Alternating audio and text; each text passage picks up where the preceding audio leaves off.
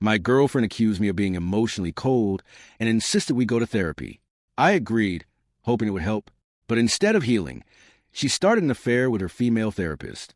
She became calmer, but completely distant. In the end, we broke up. Quietly. For good. I never thought being calm could be such a crime. From the outside, we looked like a normal couple. I had a steady job, paid the bills, cooked when I could, helped clean the apartment, and never raised my voice. That last part? Apparently, that's what made me the villain. Her name was Natalie. At first, she was vibrant, fiery in a charming way, full of life. That passion made her fascinating. But over time, that same fire became unpredictable, even dangerous. Every disagreement turned into a full-blown argument. And somehow, I was always the one to blame. "You drive me insane with your silence," she'd scream. "I'm not ignoring you," I'd say softly. "I'm just not trying to escalate it."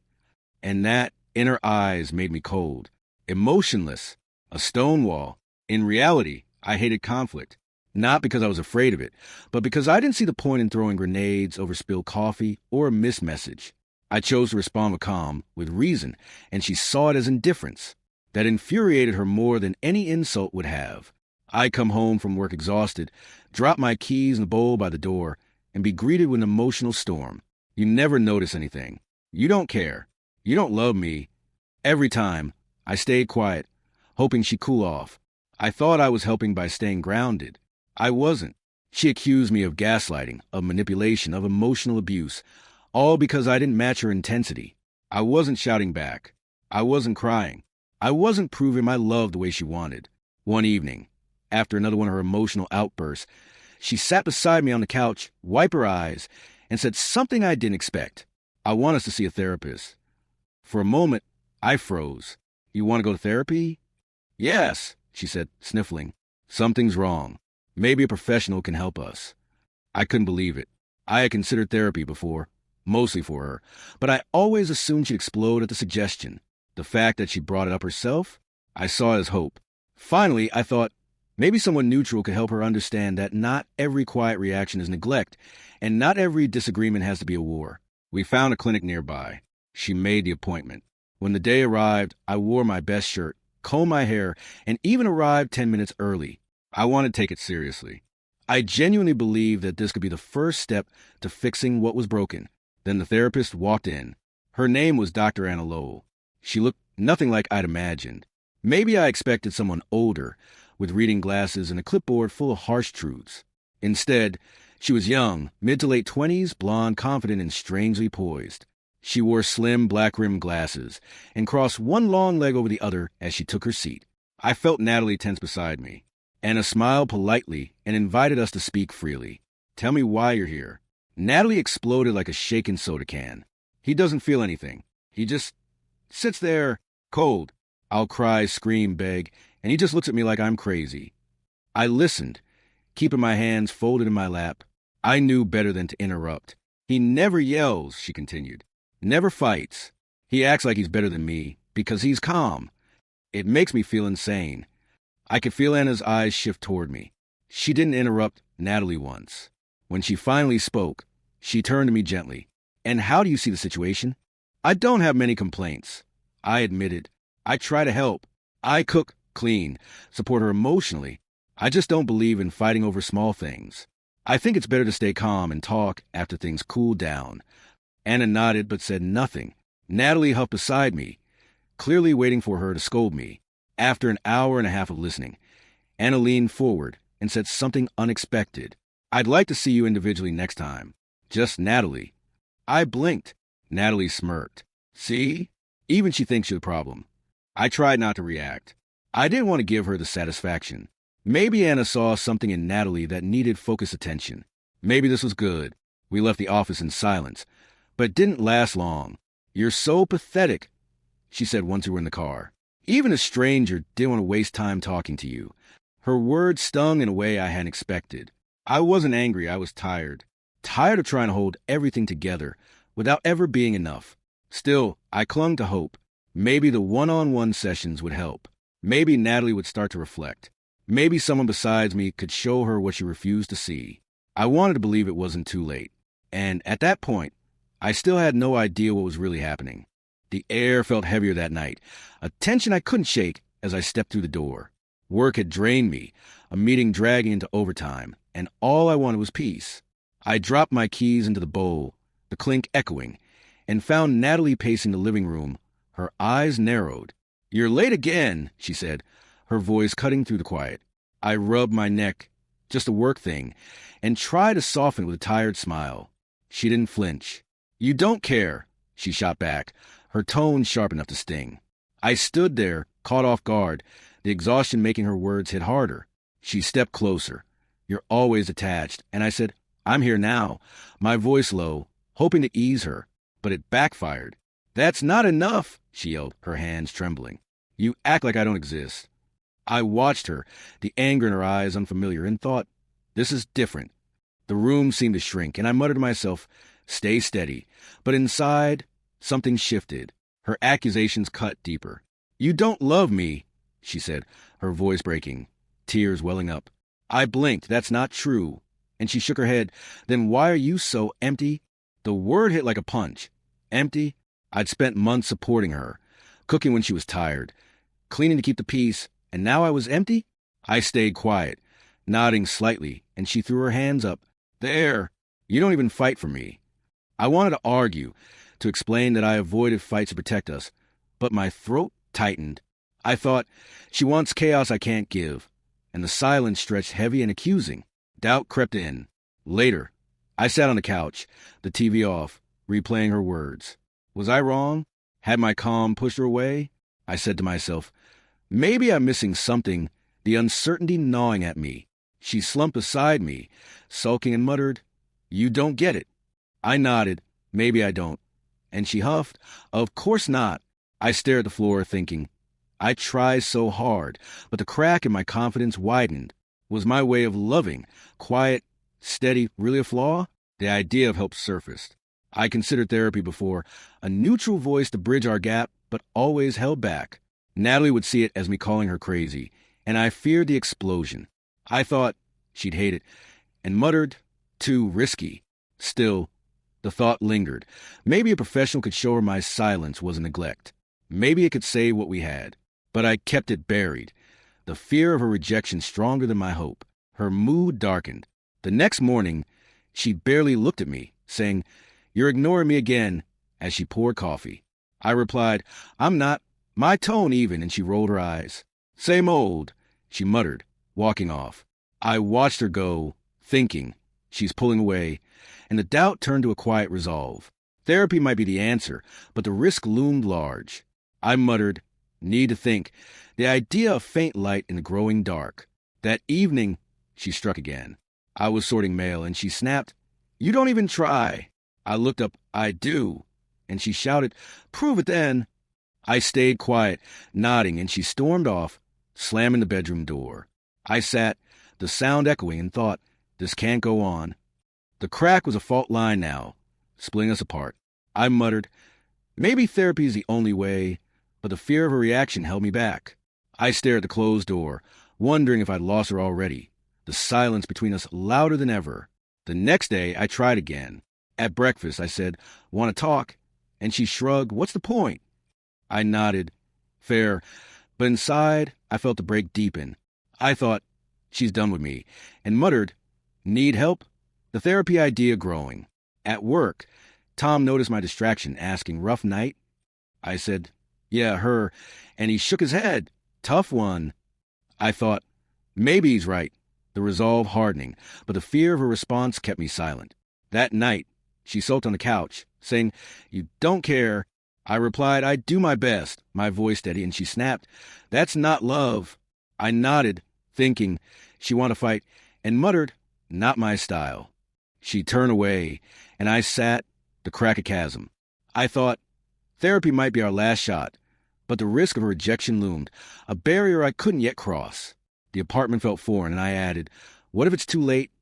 The doubt a shadow over my hope. The evening started like any other, the tension simmering but manageable, until Natalie threw me a curveball I never saw coming. I was on the couch, flipping through a work report, the room quiet except for the softening of the TV. She sat beside me, her eyes red from another outburst earlier, and I thought, Maybe she's calming down. Then she wiped her face, took a deep breath, and said, I want us to see a therapist. The words hung there, and I froze, my pen slipping from my hand. I couldn't process it at first. You want to go to therapy? I asked, my voice barely above a whisper. She nodded, sniffling. Yes, something's wrong. Maybe a professional can help us. I stared at her, my mind racing. This was the last thing I expected. I'd toyed with the idea for months, imagining how to broach it without setting her off, always picturing her rejecting it outright. Now she was suggesting it? I thought, this is a chance, and muttered to myself, hope it lasts. The surprise lifted me. I leaned forward. You're serious? And she shrugged. I don't know what else to do. Her admission felt raw, vulnerable, and I said, okay, let's try it. My tone careful but eager. I thought, maybe she's ready to see it. The crack in our foundation suddenly seeming reparable. She wiped her eyes again. Maybe they'll fix you. And I nodded. Or us. Keeping my hope quiet. I muttered. This would work. The possibility brightening the room. I reflected on the shift. Later, I stood by the kitchen sink, washing dishes, replaying her words. I'd always assumed therapy was my secret plan, a way to show her my calm wasn't coldness. But her bringing it up, I thought, she's admitting something's off, and the weight of that hit me. I said to myself, this might save us. The doubt from her accusations fading. The water ran warm, and I muttered, finally a step, the hope of fragile thread. We talked logistics. That night, she sat with her phone, scrolling, and said, there's a clinic nearby. I nodded, good, let's check it. And she typed, they got slots next week. I thought, she's committed, and asked, morning or afternoon? She said, afternoon, after your work. Her voice steady. I replied, works for me, and she booked it, muttering, hope this helps. I thought, maybe it will, the plan taking shape. Her mood shifted. The next day, she was quieter, less explosive, and I noticed. At breakfast, I said coffee, and she took it, thanks, her tone soft. I thought, is this progress? And muttered, could be. She added, maybe they'll see you the issue, and I smiled faintly, maybe, keeping my hope hidden. I thought, she's trying, the tension easing slightly. The kitchen felt less charged, and I added, step forward, the therapy a beacon. I held on to optimism. At work, Tom caught me smiling and said, better day? I nodded. Yeah, she suggested therapy. He raised an eyebrow. Really? That's new. I said, yeah, hoping it helps, and thought someone neutral might get through. He clapped my shoulder. Good luck, and I muttered, need it. The hope growing. Back home, I cleaned, thinking this could change everything, the possibility of light. But doubts lingered. That evening, she said, don't expect miracles, her voice cautious. I replied, just a start, and she shrugged, we'll see. I thought she might still fight it, and muttered, risky hope, the fear creeping back. I watched her scroll her phone silent, and wondered if she'd use this against me. I said to myself, what if she twists it, the optimism tempered by caution? We prepared. The next day, I ironed a shirt, saying, want to look decent. And she nodded, me too. I thought she's in, and asked, what time again? She said, 2 p.m., checking the confirmation. I replied, got it. And she added, hope it's worth it. I thought, me too, and muttered, big day, the appointment a milestone. The apartment felt different, charged with possibility. The night before, I couldn't sleep. I lay there, her breathing steady beside me, and thought, this is it. I imagined a therapist explaining that my calm wasn't cruelty, that her outbursts weren't my fault. I muttered, she might see it, the hope a lifeline. She stirred, you awake? And I said, yeah, just thinking. She turned over, and I added, tomorrow changes things, the anticipation building. The room was dark, but I felt a flicker of belief. The day of the therapy appointment arrived, and I felt a mix of nerves and cautious hope as I adjusted my tie in the mirror. Natalie was already in the car, silent, her jaw tight, and I thought, this could be it. We drove to the clinic, the radio off, the tension thick. I parked, saying, ready? And she nodded, let's get this over with. I stepped out, muttering to myself, here goes, the possibility of change hanging in the air. The building loomed ahead, and I added, make or break, the moment heavy. The therapist walked in, and I wasn't prepared. Dr. Anna Lowell entered the room, younger than I'd pictured, mid to late 20s, blonde hair pulled back, wearing slim black-rimmed glasses. She crossed one long leg over the other as she sat, her presence striking, and I felt Natalie tense beside me. I thought, not what I expected, and muttered, "Focus," trying to shake the surprise. Anna smiled politely. "Please, tell me why you're here," her voice calm, inviting. The room felt smaller, and I added, "This is new." Natalie erupted. She leaned forward, her voice rising. "He doesn't feel anything. He just sits there, cold as ice." I kept my hands folded, listening, and thought, "Here it comes." She continued, "I cry, I scream, I beg, and he looks at me like I'm crazy." Her words spilled out a flood of frustration, and I stayed quiet, knowing better than to interrupt. I thought, she's unloading, and muttered, "Let her talk. The accusation's familiar." Anna nodded, her expression neutral, and I added, "She's got a lot to say." The rant grew. "He never yells," Natalie said, her tone bitter. "Never fights. Acts like he's better than me because he's so calm. It drives me insane." I shifted slightly, thinking, that's not it, but held my tongue. She added, "I feel like I'm losing my mind around him." Her hands gestured wildly, and I thought, she sees it wrong, muttering, "Stay steady." Anna's eyes flicked to me, and I felt the weight of her gaze, the room charged with Natalie's energy. I added, "This is her version." My turn came. Anna turned to me, her voice gentle. "And how do you see it?" I took a breath. "I don't have many complaints. I try to help, cook, clean, support her. I just don't see the point in fighting over small things. I think it's better to stay calm and talk later." I kept my tone even, thinking that's the truth, and muttered, "Hope she gets it." Natalie huffed beside me, waiting for a scolding, and I added, my side, "The explanation simple." Anna nodded, her face unreadable, and the silence stretched. The session deepened. Natalie jumped in again. "See? He admits it. He doesn't care." I said, "That's not what I meant." And she snapped, "Then what?" I replied, "I care, just differently," thinking she twisted. She rolled her eyes, same excuse, and I thought, no winning here, muttering, "Let Anna decide." The clock ticked, and I added, "This is hard, the room a battleground." Anna jotted a note, her calm a contrast, and I wondered what she saw. The end surprised me. After an hour and a half, Anna leaned forward. "I'd like to see you individually next time. Just Natalie." I blinked, the words sinking in, and thought, what does that mean? Natalie smirked. "See? Even she thinks you're the problem." Her voice smug. I tried not to react, thinking maybe she needs focus, and muttered, "Could be good." Anna added, "We'll address this separately." Her tone firm, and I nodded. "Okay," the hope flickering. I added, "Trust her judgment." The session a puzzle. We left in silence. In the car, Natalie said, "You're so pathetic. Even a stranger didn't want to waste time on you." Her words stung, a sharp jab I hadn't braced for. I thought, that hurt, and muttered, "Not fair," the hope dimming. I drove, the road blurring, and added, "She's still blind."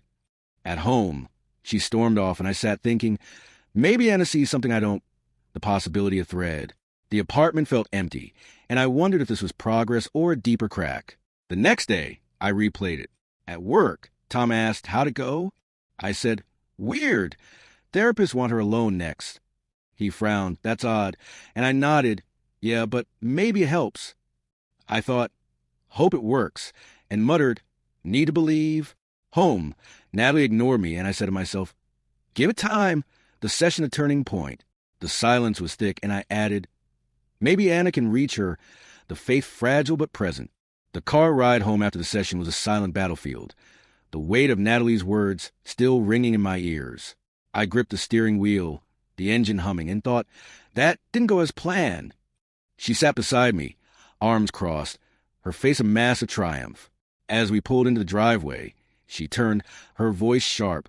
"You're so pathetic. Even a stranger didn't want to waste time talking to you." The sting hit deep, and I parked, muttering to myself, that's not true.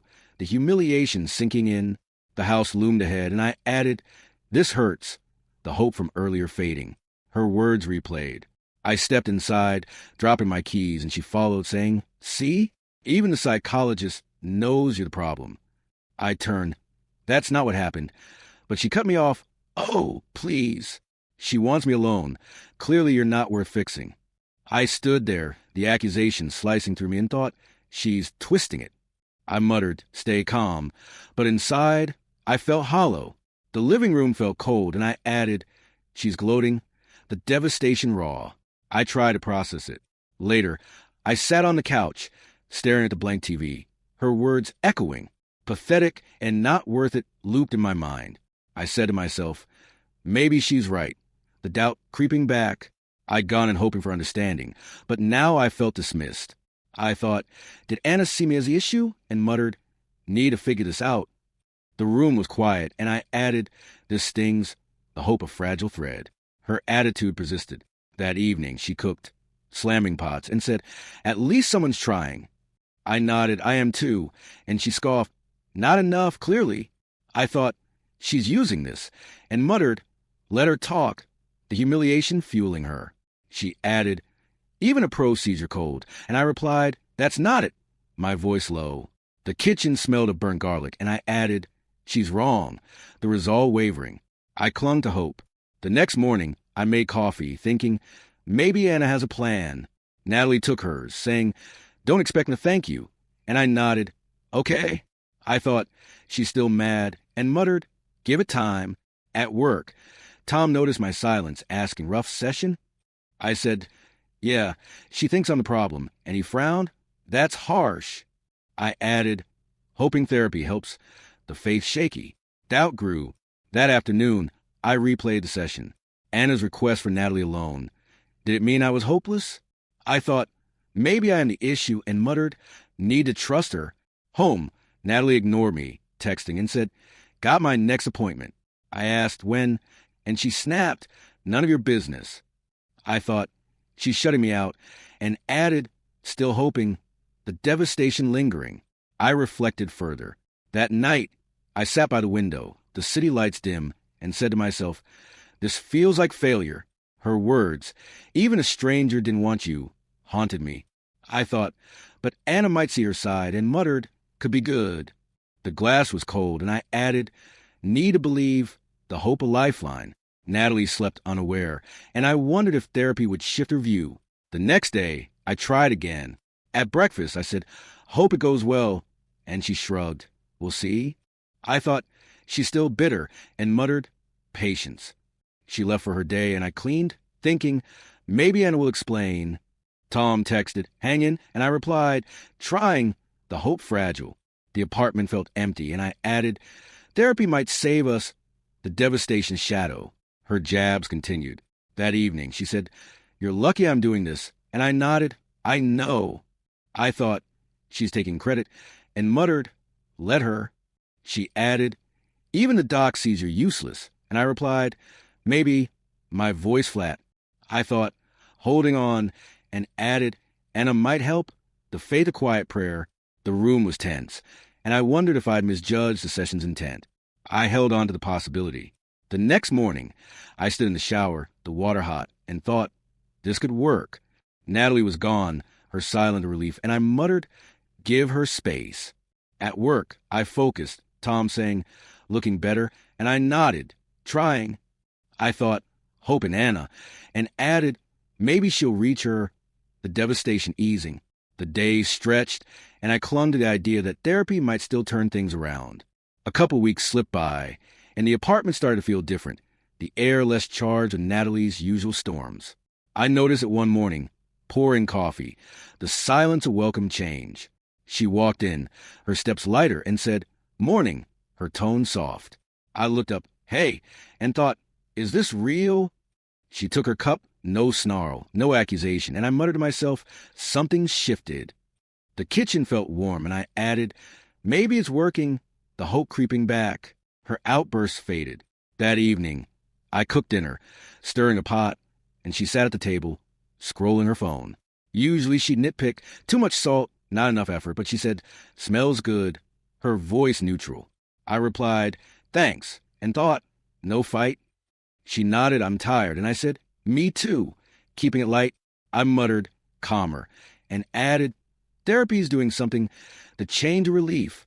The room stayed peaceful, a rarity. I watched closely. The next day, I cleaned the living room, and she walked by, saying, "Looks nice." I paused, appreciate it, and she shrugged, "Yeah, I guess." I thought, no explosion, and muttered, "Progress." At work, Tom asked, "Better at home?"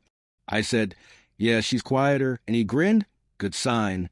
I thought, maybe Anna's getting through, and added, holding on to this, the hope growing.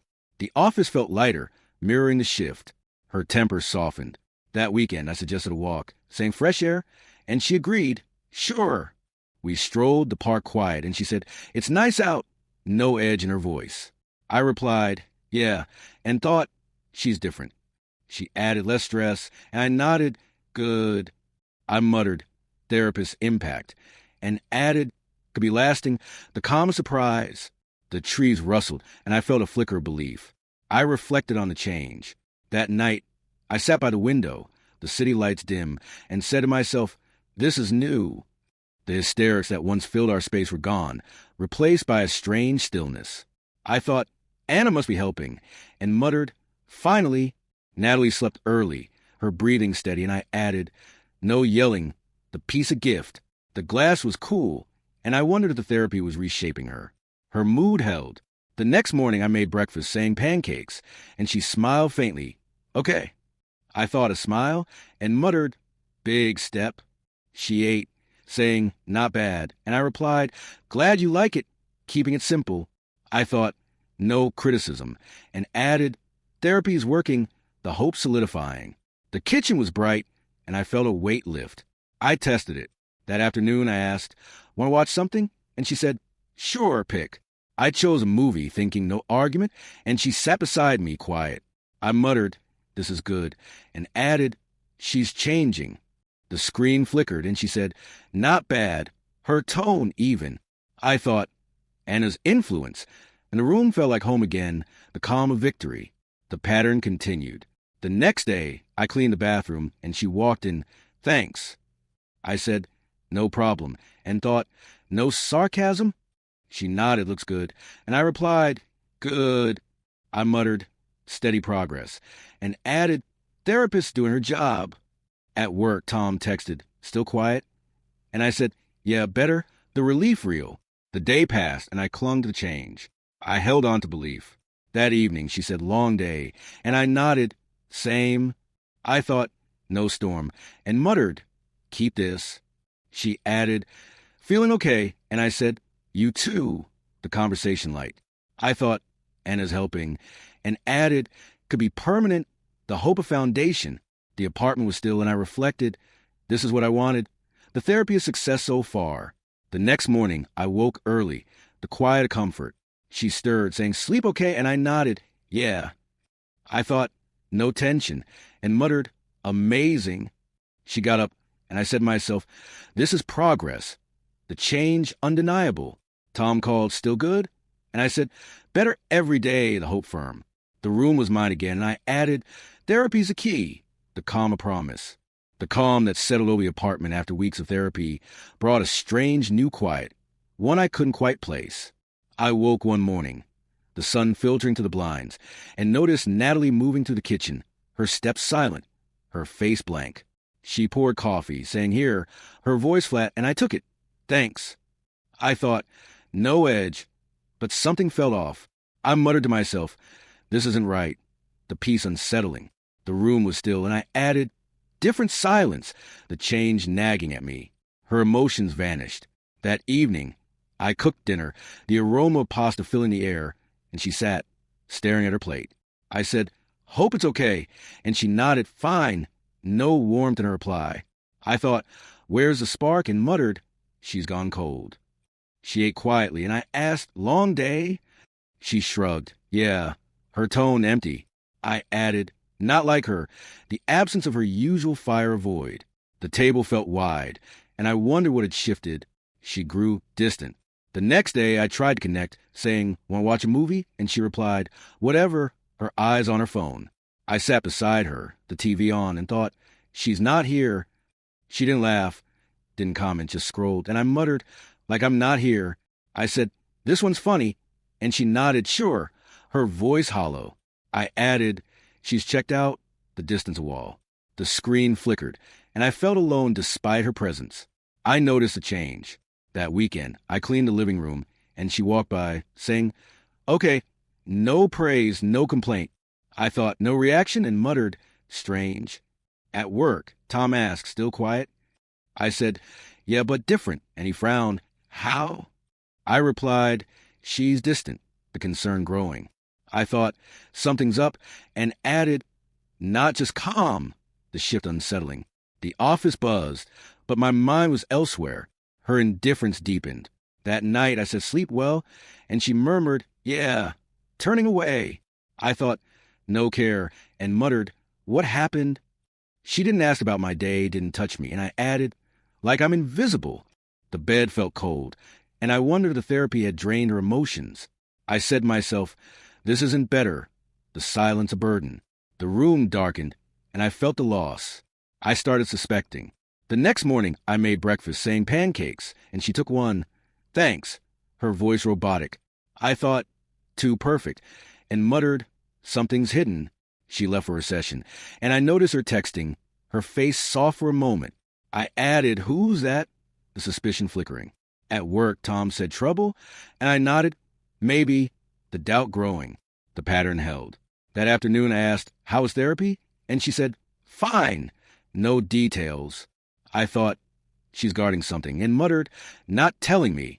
She sat reading, and I said, "Anything new?" She shrugged. "Not really." Her tone flat. I added, "She's hiding," the distance a clue. The living room was still, and I wondered if Anna was involved. I reflected on it. That evening, I stood by the window, the city lights distant, and said to myself, this isn't right. The anger was gone, but so was her warmth, replaced by a blankness that scared me. I thought, therapy changed her, and muttered, "But how?" She slept, her phone face down, and I added, "Something else is up," the suspicion a quiet alarm. The glass was cold, and I felt the shift. The next day, I watched her. She made coffee, saying, "Here," and I took it. "Thanks." I thought, no soul, and muttered, "What's driving this?" She left for her session, and I noticed a faint smile as she typed. I added, "Someone's on her mind," the doubt solidifying. Tom texted, "Still off?" And I said, "Yeah, weirdly," the concern mounting. The kitchen was empty, and I wondered if I'd missed a sign. Her detachment grew. That night I said, "Miss you today?" And she nodded, "Okay." No response. I thought, she's gone, and muttered, "Not just calm." She turned away, and I added, "Something's wrong," the silence a warning. The apartment felt hollow, and I said to myself, "Need to know," the suspicion a shadow. The bed creaked, and I lay awake, the distance a question I couldn't answer. The quiet in the apartment had become a strange companion. But that afternoon, it shattered in a way I never anticipated. Natalie stepped into the shower, the water hissing behind the closed door, and left her phone on the bed. I sat nearby, flipping through a magazine, when the screen lit up with a notification. "And a psychologist." I hesitated, thinking, shouldn't look, but curiosity tugged. I glanced at the preview. "Am dreaming of you. Last night was unforgettable." Kiss mark. My stomach dropped, and I muttered to myself, "No way," the shock hitting hard. The room spun, and I added, "This can't be real," the betrayal await. I couldn't stop myself. I unlocked her phone, her passcode still the same old birthday, and opened the chat. The messages unfolded, a flood of intimacy I couldn't unsee. "Can't wait to see you again," Anna had written, followed by Natalie's reply, "Me too. Last time was fire." There were flirty emojis, suggestive comments, and a photo, blurred but unmistakably intimate. I stared, thinking she's with her, and muttered, "This is it." The realization cutting deep. The bed creaked as I sat, and I added, "Betrayed by both," the shock paralyzing. The words burned. I scrolled further, finding, "You're so different from him," from Natalie, and Anna's response, "Forget him. Focus on us." My chest tightened, and I thought, she planned this. Another message read, "Tonight?" with a winking face, and I muttered, "They're together. The evidence undeniable." The shower ran on, oblivious, and I added, "She's hiding this." The betrayal a knife. The screen glowed, and I felt the room close in. I tried to process. I set the phone down, my hand shaking, and thought, how long? The therapy, the calm, it all made sense now. I said to myself, she's been playing me. The hurt a dull ache. The water stopped, and I heard her footsteps, thinking, she'll be out soon. I muttered, need to think, and added, this changes everything. The shock of storm. The door creaked, and I braced myself. She emerged, towel wrapped, saying, miss me? Her tone light. I nodded, yeah, my voice flat, and thought, she has no idea. She grabbed her phone, and I watched, thinking, does she suspect? She smiled, good session, and I said, oh, keeping it neutral. I muttered, lying to my face, and added, can't confront yet. The betrayal is secret. The room felt foreign, and I wondered how to react. The chat haunted me. That evening, I sat by the window, the city lights blurred, and said to myself, I saw it. The messages replayed, intimate, planned, ongoing. I thought, Anna's part of this, and muttered, unbelievable. Natalie cooked, humming, and I added, she's content. The contrast jarring. The glass was cold, and I felt the hurt deepen, the shock a constant pulse. I kept quiet. At dinner, she said, taste this, and I tried it. Good. I thought, acting normal, and muttered, while she cheats. She asked, you okay? And I nodded, yeah, my mind racing. I added, can't let on the betrayal a burden. The table was silent, and I wonder how long she'd been with Anna, the suspicious shadow. The next day, I watched her. She texted, smiling, and I thought, Anna again? She said, off the session, and I replied, have fun, my tone dry. I muttered, she's with her, and added, proof's there, the shock lingering. At work, Tom said, still off? I said, worse, and he asked, why? I dodged, just tired, the secret heavy. The office hummed, and I felt the weight. I reflected on the betrayal. That night, I lay awake, her breathing steady, and said to myself, she's gone. The messages, flirtation, plans, intimacy, proved it. I thought therapy was a cover, and muttered, for this. She stirred, and I added, I'm alone. The hurt a quiet fire. The room was dark, and I wondered how to face her. The shock a barrier. The morning brought clarity. I made coffee, thinking, she's with Anna. She took hers, saying, thanks, and I nodded, sure. I thought, playing along, and muttered, need a plan. She left, and I added, this ends soon. The betrayal line crossed. Tom texted, hang in, and I said, barely, the shock a constant. The kitchen was empty, and I knew the truth. The truth about Natalie and Anna settled into my bones, a cold reality I couldn't shake after reading those messages. I sat on the edge of the bed that morning, the phone's glow still haunting me, and thought, it's real. She hummed in the kitchen, oblivious, and I muttered to myself, she's with her. The betrayal a quiet ache. The room felt hollow, and I added, no going back. The shock giving way to numb clarity. The coffee maker beeped, and I knew I had to face it. I chose not to confront. That afternoon, she left for another session, saying, back later, her tone casual. I nodded, okay, and thought, to Anna. I watched her go, her phone in hand, and muttered, let her think I don't know. The decision firm. I cleaned the living room, the broom's rhythm steady, and added, observe first, the hurt a background The door clicked shut, and I felt the distance grow, the affair's silent truth. Her behavior confirmed it. That evening, she returned, a faint smile on her lips, and said, good day. I replied, yeah. And she nodded, productive, I thought, with Anna, and muttered, she's happy. She cooked, humming a tune I didn't recognize, and I said, smells good. My voice flat. She shrugged, thanks. And I added, not for me, the realization sinking. The kitchen was warm, but I felt cold, the affair a barrier. I watched her closely. The next day, she texted nonstop, her face lighting up, and I thought, Anna again. She said, gotta step out. And I nodded, sure, keeping it neutral. I muttered, meeting her, and added, no fight needed, the acceptance growing. At work, Tom asked, still quiet? I said, too quiet, and he frowned, trouble? I dodged, just thinking, the truth heavy. The office buzzed, and I felt a shift. Her detachment was clear. That night I said, missed you, and she replied, oh, her tone distant. I thought, she's elsewhere, and muttered, with Anna. She sat, scrolling, and I asked, anything new? She said, "Not much," her eyes avoiding mine. I added, "She's gone." The acceptance of quiet resolve. The couch creaked, and I wonder how long she'd been drifting. The affair fact. I accepted the loss. The next morning, I made coffee, thinking she doesn't need me. She took hers, saying, "Thanks," and I nodded, "Welcome." I thought, just a habit, and muttered, "She's moved on."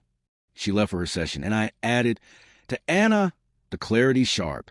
At work, Tom said, "You okay?" I said, "Getting there," the acceptance firming. The kitchen was still, and I felt the end. Her happiness grew. That afternoon, she came home, saying, "Great session," her voice bright. I replied, "Good," and thought, with Anna. She smiled, feeling better, and I nodded, "Nice." I muttered, "Not for us," and added, "She's found a place," the hurt fading. The living room was quiet, and I watched her glow, the affair her new center. I reflected on it. That evening, I stood by the window, the city lights distant, and said to myself, "She's gone." The messages, her mood, her distance, it all pointed to Anna. I thought therapy was a lie, and muttered, "For them." She slept, peaceful, and I added, "I'm not needed." The acceptance await. The glass was cold, and I felt the loss settle. The next day, I observed. She texted, laughing softly, and I thought, Anna's reply? She said, "Out again," and I nodded, "Okay." I muttered, "Let her go," and added, "She's chosen." The clarity complete. At work, Tom asked, "Progress?" I said, sort of, the truth hidden. The office was busy, and I felt the end nearing, the affair a closed chapter. I let go. That night, I said, "Sleep well," and she murmured, "You too," her voice distant. I thought, "Know us," and muttered, "Time to move." She turned away, and I added, "She's done." The acceptance of quiet strength. The bed was cold, and I said to myself, "I'm free," the hurt giving way to peace. The room darkened, and I knew the next step. The decision crystallized that night, a quiet resolve forming as I watched Natalie sleep, her phone buzzing with another message from Anna. I sat on the edge of the bed, the room dark, and thought, it's over. The betrayal, the distance, the affair, it all pointed to one truth. I had to leave. I muttered to myself, "Time to go." The acceptance turning into action. The clock ticked softly, and I added, "No more." The silence of final chapter. Her breathing was steady, and I knew she wouldn't care. I started packing. The next morning, I pulled a suitcase from the closet, the zipper loud in the quiet, and thought, keep it simple. I folded shirts, grabbed a jacket, and Natalie walked in, saying, "What's this?" I replied, "Leaving," my voice calm. She paused, "Why?" And I said, "You know why," thinking she suspects.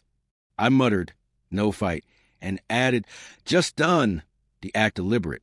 The room felt empty, and she watched, silent. She didn't stop me.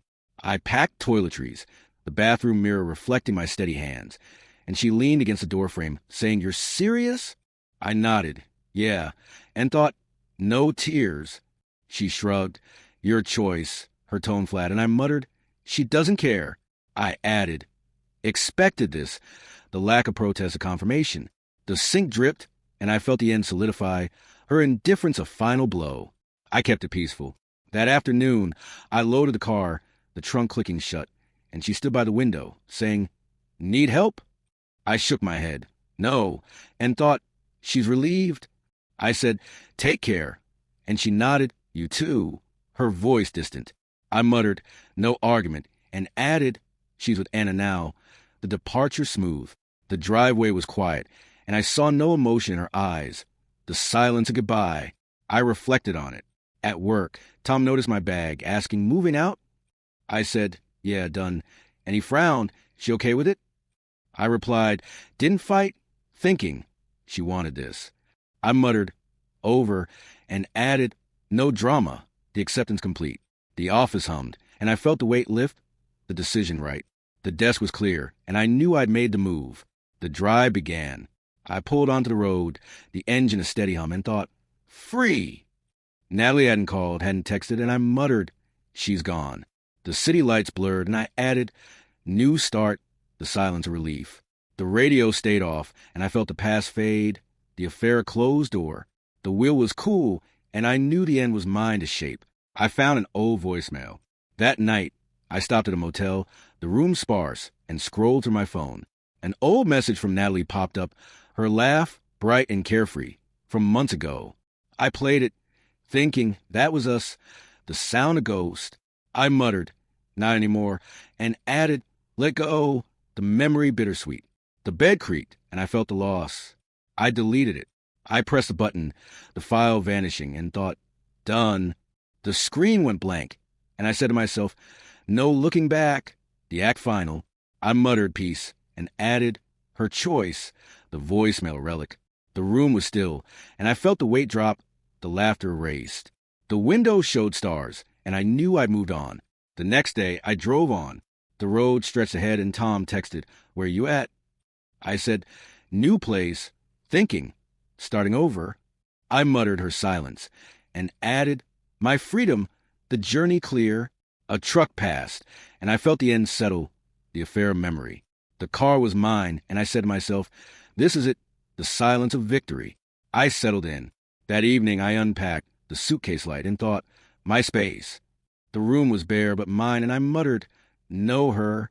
I added, new life, the acceptance of strength. Tom called, good move, and I said, yeah, the relief real. The night was quiet, and I felt the past dissolve, the silence a gift. The final moment came. I stood by the window, the city distant, and said to myself, I'm okay. The voicemail was gone, Natalie was gone, and I thought, her loss. I muttered, moved on, and added, silence won, the end of peace. The glass was cool, and I knew I'd found myself, the journey complete.